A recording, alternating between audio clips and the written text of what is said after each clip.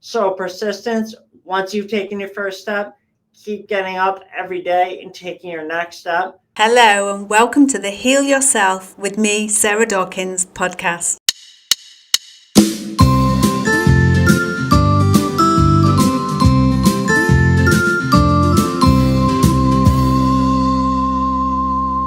We share people who've already healed themselves, along with health and wellness tips from myself. Hello and welcome back to another episode of Heal Yourself with me, Sarah Dawkins. Today, my guest is Nick Prefontaine, who was told that he was probably not going to be able to walk, talk, or ever eat on his own again after a skiing accident. Yet 90 days later, he not only walked but ran out of hospital.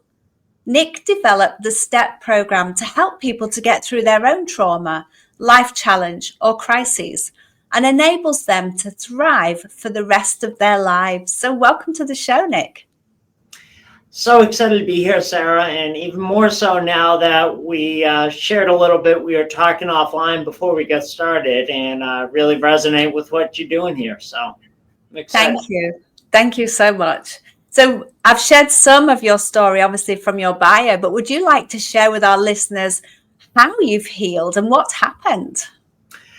Yeah, absolutely. So it all goes back to when I was in 8th grade. So my friends and I, and it was always exciting when we got released. We went to ski club, which meant we got to miss the last period of the day. So we were excited to get released a little bit early. So my friends and I had actually brought our snowboard gear on the bus to get ready so we wouldn't miss a precious moment once we got to the mountain. We got to the mountain, and when the rest of the class went inside to waste 10, 20 minutes getting ready, we were all ready to go. So we headed right for the chairlift. And on the ride up, we noticed that it was very icy because it had been raining earlier in the day. So people were wiping out everywhere. That didn't slow us down. And the chairlift actually went right over the terrain park where all of the jumps were. And I knew, Sarah, as soon as I saw it, that I had to go off the biggest jump of the terrain park. There wasn't even a moment in my mind of thinking, should I be careful today? Should I not do it? Do something smaller. That was absolutely what I was doing. So got to the top, buckled in my snowboard, took a breath of that crisp winter air, and confidently charged towards that jump with all my speed. And then going up to the jump, I caught the edge of my snowboard, which threw me off balance. And that's the last thing that I remember. So due to the severity of my injuries, they wanted to bring a helicopter to the mountain to rush me to the hospital. They couldn't because it was too windy, so they had to send in an ambulance. And out of the 6 paramedics in the area, in the county, there was only one who could intubate on the spot, and I needed that to be able to breathe. Lucky for me, he was one of the paramedics that showed up to the mountain that day. So there are several things that had to break exactly the right way for me that I really credit for being here today. That's the first one. The right paramedic showed up at the mountain, excuse me. And then the second one being, I didn't have a helmet on, but I had a pair of snowboard goggles. Like anyone watching the video here, I don't know if this is video and audio, but snowboard goggles, like skiing and snowboard goggles that you put over your face. So that's the only protection that my head had.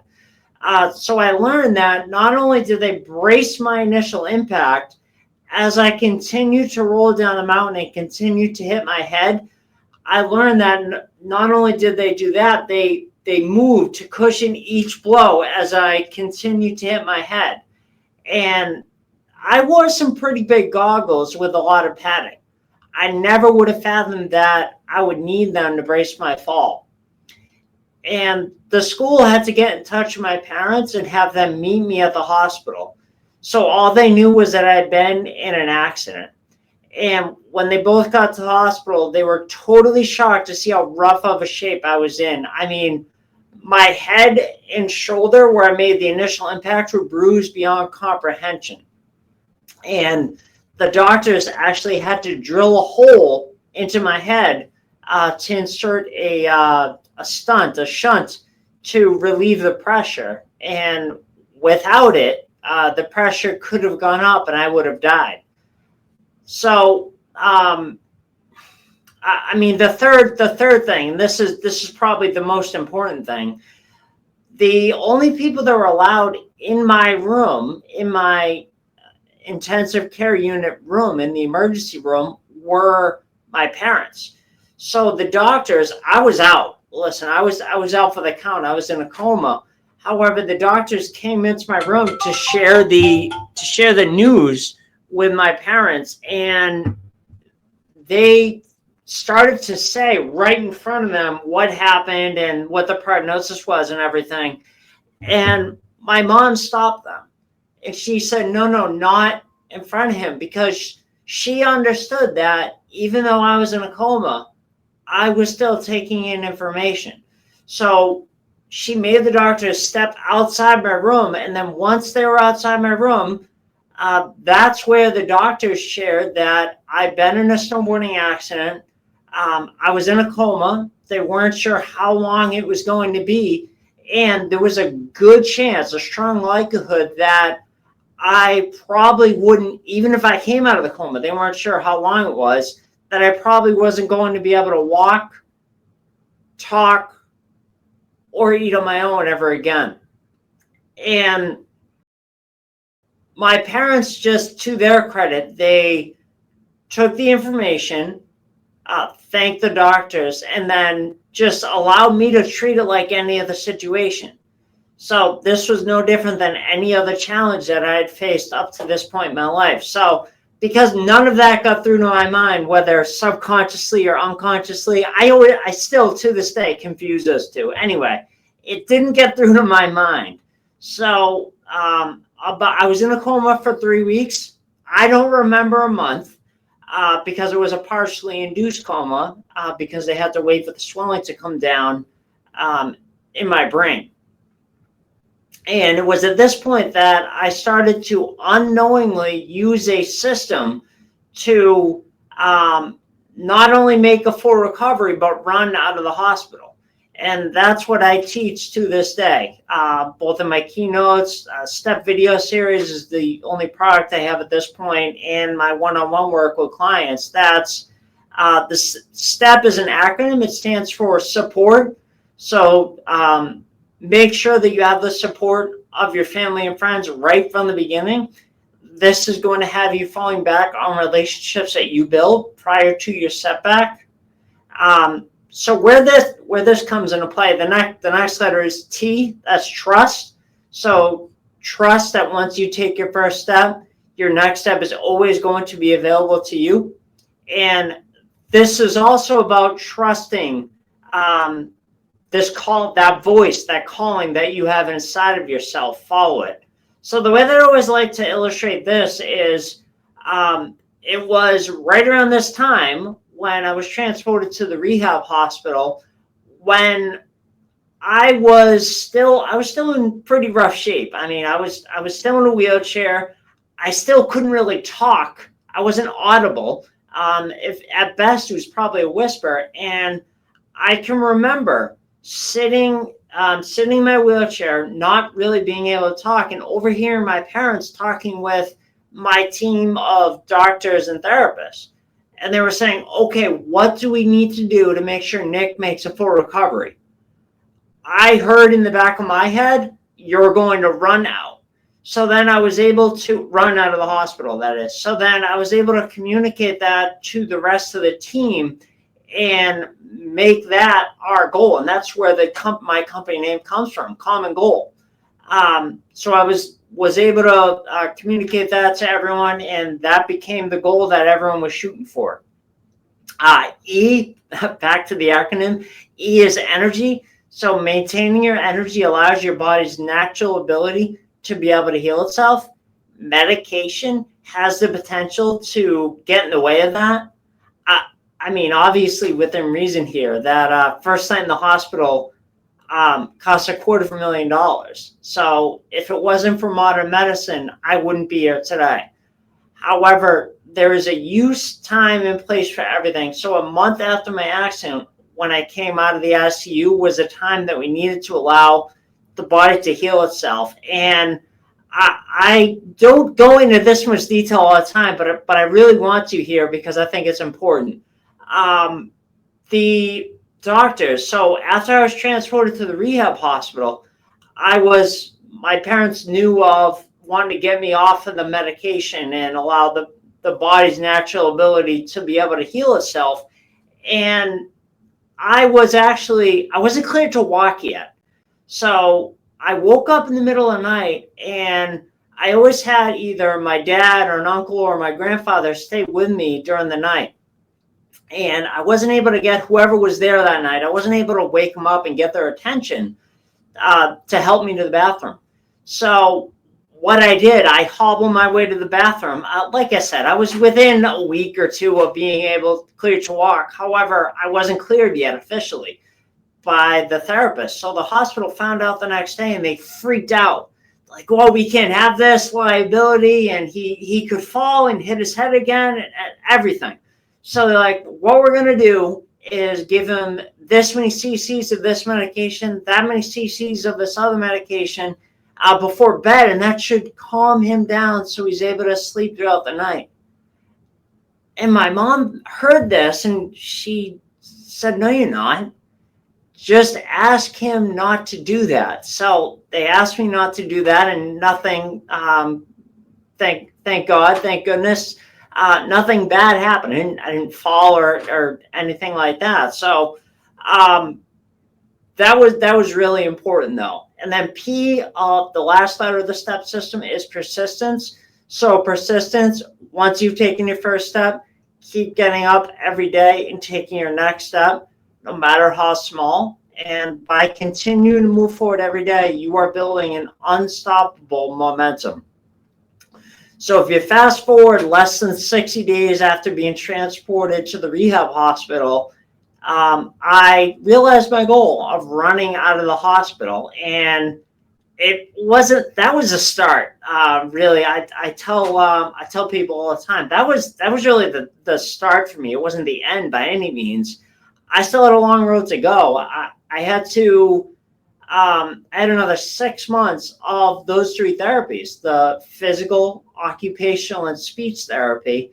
And I also had to be tutored all summer long, 5 days a week, in order to continue on to high school with the rest of my classmates. So with that, I'll take a little breath, and maybe you have some questions. I'd love to answer those, Sarah.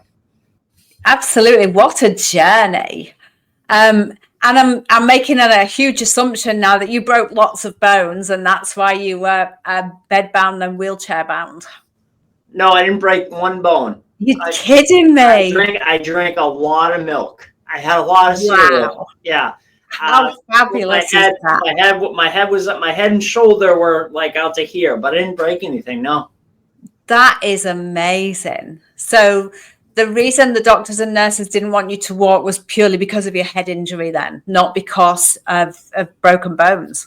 Yeah, they didn't want me to slip and fall and then without being cleared to walk because something could happen. Yeah, I could, if I fell again, I could hurt myself. That's their whole rationale for wanting to do that. Yeah. And their first go-to is medication. Let's medicate him, knock him out so he won't get out of bed. And look, doctors and nurses, I wouldn't be here today without them. But absolutely, I think their medication is their first answer. It is. And my background, I was a nurse for 20 years. Until I became a holistic health coach, and it absolutely is, and it's all they know. They're not fully on board with the emotional, the mental, the spiritual aspects, the mindset of how much we can do for ourselves outside of medication, and how the power of healing actually comes from within us. It's not an external thing, it's an internal thing. Yeah, absolutely. So, wow, fabulous. Gosh. And you mentioned also about your voice. Now, is that as a result of the intubation? No. So yeah, let me touch on that. So if you go like a little bit further, it throughout the rest of high school, I was in eighth grade when I got in the accident. So it's a little surreal to me that only 18 months later, after finishing my rehab, I got my start in real estate. And that was door knocking pre-foreclosure doors. So homeowners that have received the notice of default letter from the bank. So I mean, it was my job to set up meetings for one of my dad's investors to go out and meet with them about potentially buying their home. And it took a mentor a few years ago pointing this out to me, that this was so soon after my accident, and it was really part of my recovery. So I would be going door to door helping these people out of their unfortunate situation. And just because when you're younger, time is compressed. So like 6 months, 12 months, 18 months seems like a lifetime away. However, it's really not that much time. Really not at all. So to me, I was like, oh yeah, I'm good. I'm all set. But it really wasn't. It was only so soon after finishing my rehab. So I continued doing that throughout the rest of high school. Got my real estate license and was helping buyers and sellers. I got my real estate license in March of 2008. And then I was helping buyers and sellers that way. And then my dad came to me at the end of 2014. He said he needed help with marketing. Well, I still have my real estate license, and I reluctantly joined him because at first I was like, no, I'm all set. I got my own thing going on over here. I'm happy I did, though.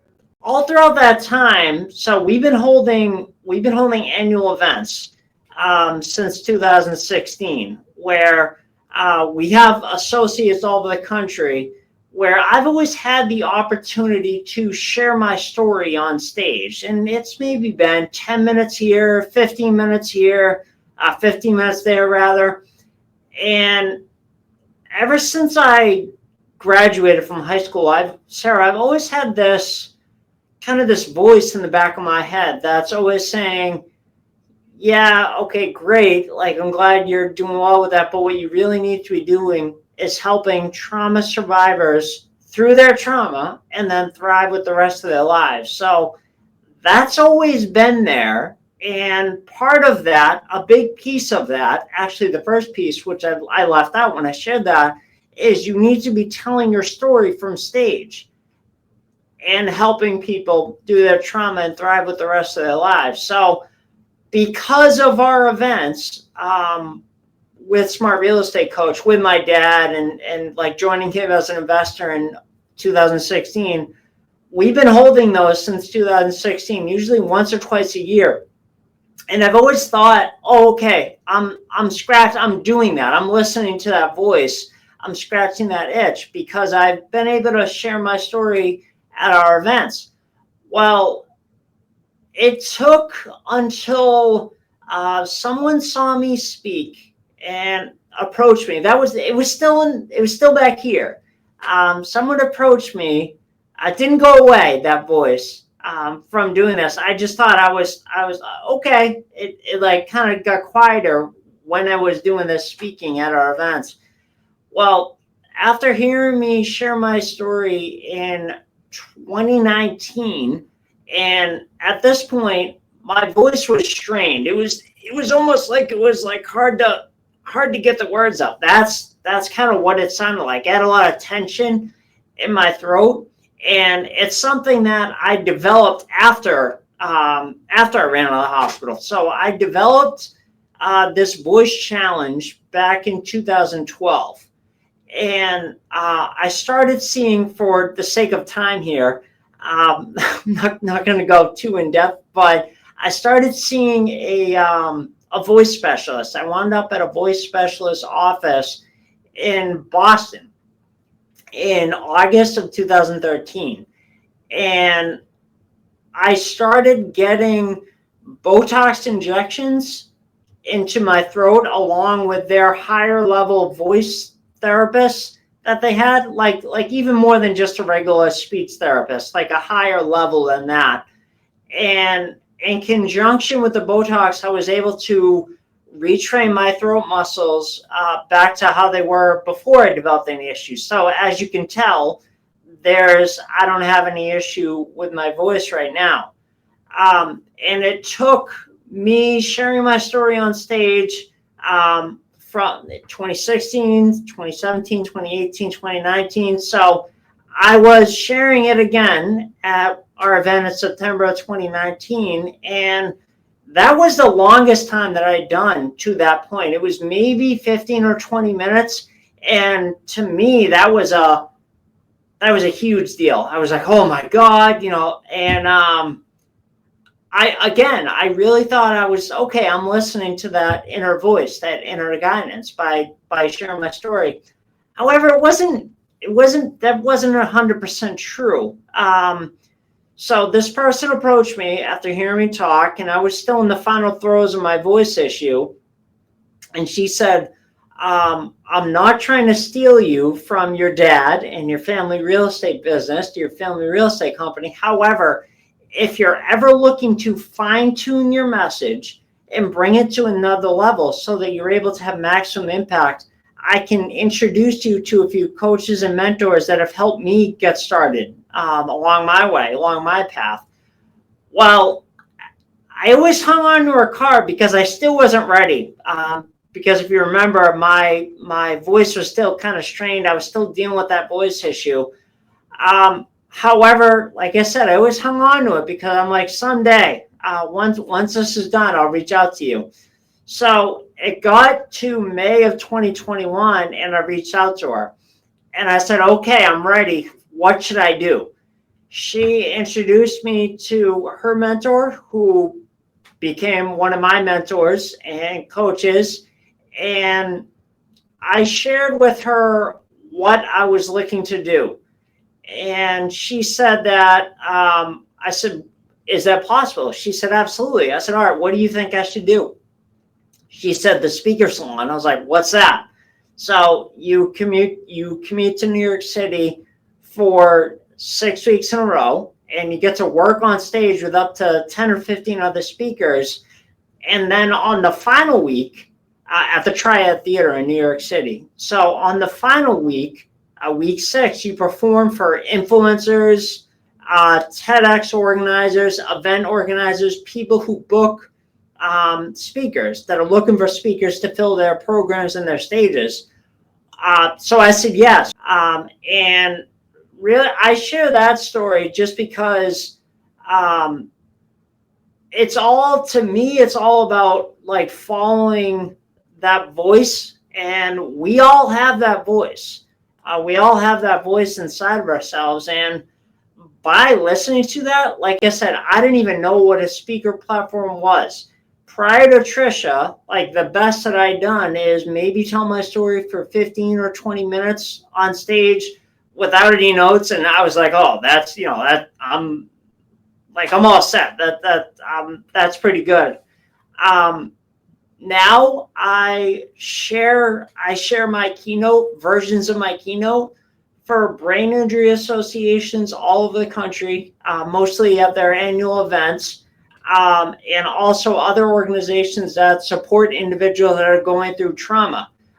These are 50 and 60-minute keynotes, followed by like 10 minutes of Q&A, 10 or 15 minutes of Q&A. So to me, prior to working with her, are you kidding me? If you would have told me 5 years ago or 5 or 7 years ago that this is what I'd be doing today, I would have told you were nuts.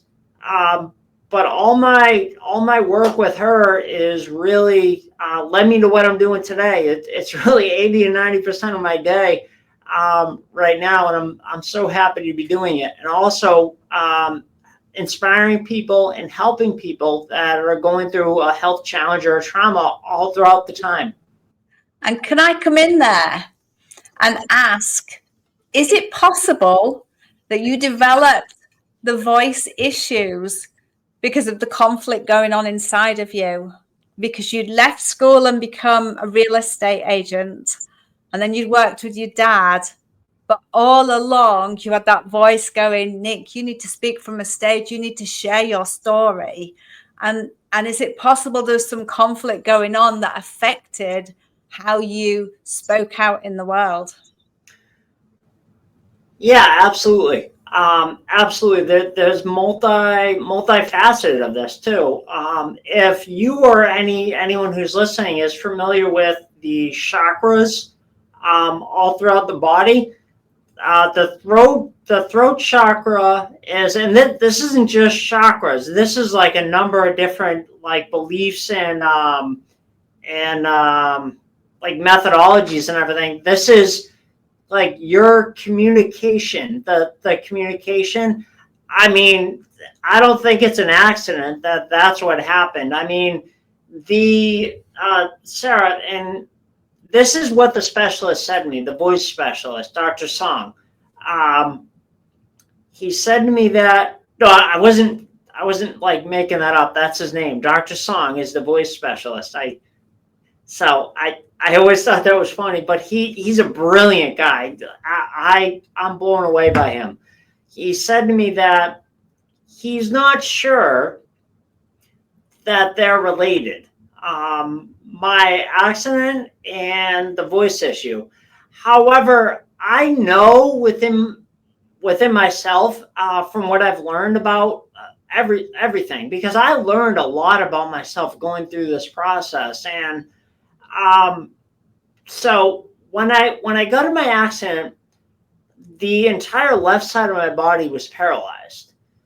So the doctors, my parents, therapists did a lot of work on the left side, like to stimulate my left side. And because of that, like they have a so they didn't work so much on my right side. And to this day, I have minor tremors in my right hand. And the thing is, like, why I think this is related. So someone was explaining this to me. I forget if it was a therapist or what, but when the vocal folds come together, when you speak, they come together and then they relax. Well, mine, because of what happened, they would come together, and when I like really strained my voice, only one side would relax and the other side would stay. So that's what made the most sense to me. That's really what made the most sense to me. So I had to work with Dr. Song and his team to kind of relax that and really train myself to back to how it was before I developed any issues. So I think they're related. No doctor or anything has ever told me that. I think they are related.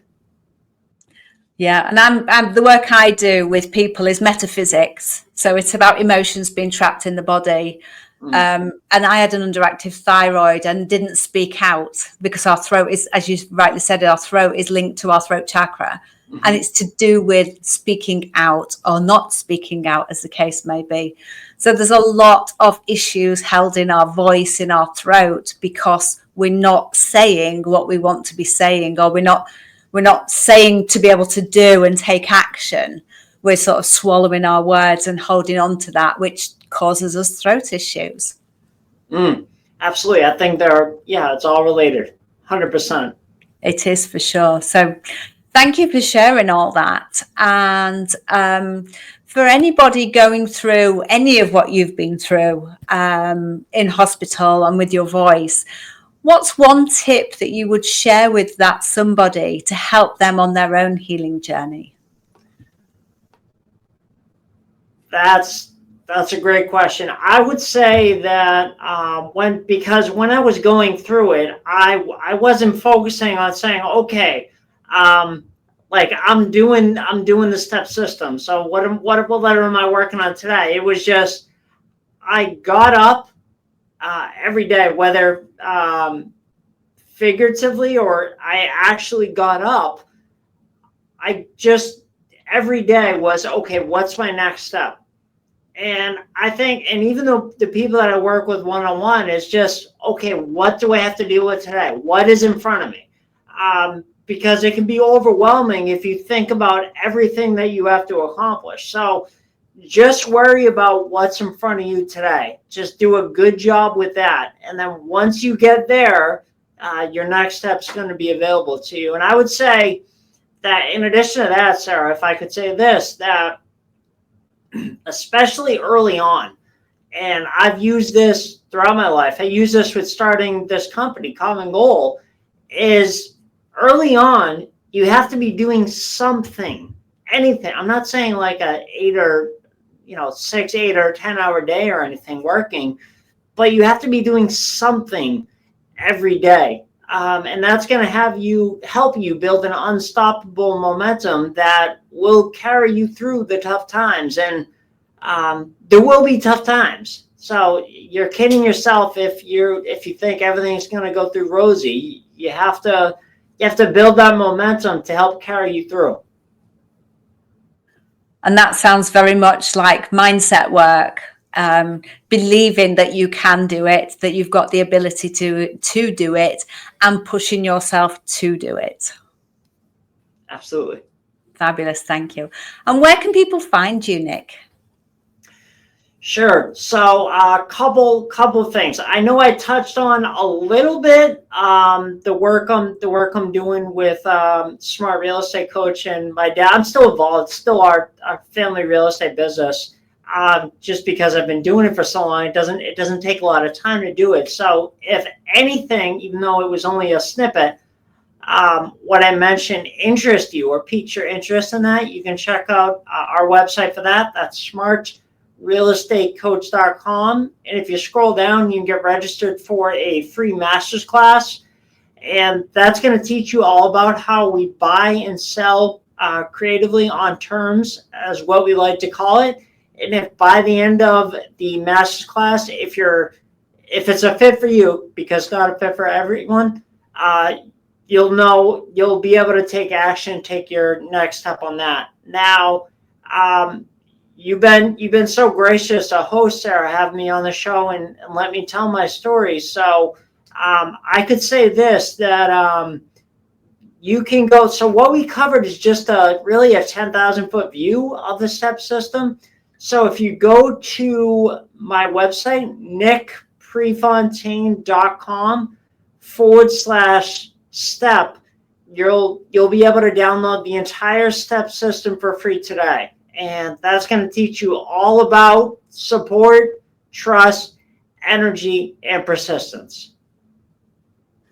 That's wonderful. Thank you so much for sharing all of your healing and how others can help themselves through your website. Awesome. Thank you for having me, Sarah. And if I could say this one last thing. So especially those people who are out there that may be stuck, and you don't know what to do, and it might seem more overwhelming to you, downloading the step system for free is a great first step, because once you take that first step, your next step's always going to be available to you. Thank you. And I love that. Thank you so much, Nick. Thanks for having me. This has been fun. Thank you for listening. Please share this podcast with anyone who you think will benefit. And can you leave me a review wherever you've listened to it to help me reach more people? Thank you.